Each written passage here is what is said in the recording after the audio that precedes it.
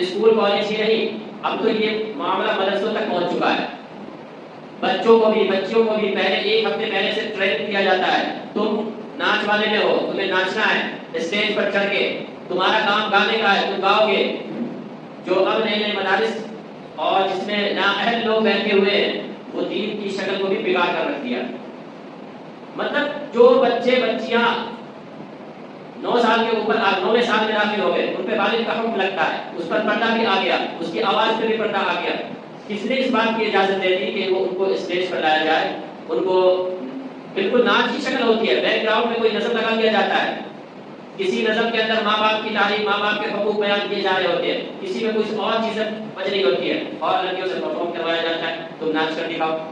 بہت سے کپڑے بدل دیے جاتے ہیں، یعنی سب کے ایک جیسے کپڑے ہو. تو چاہے گانا ہو چاہے ناچنا ہو، کہاں سے اجازت مل گئی؟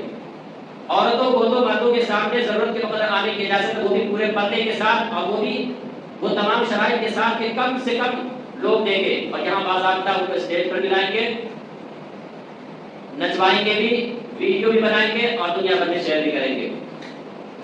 تو یہ تمام چیزیں وہ ہے جس پر روک لگانا بے حد ضروری ہے.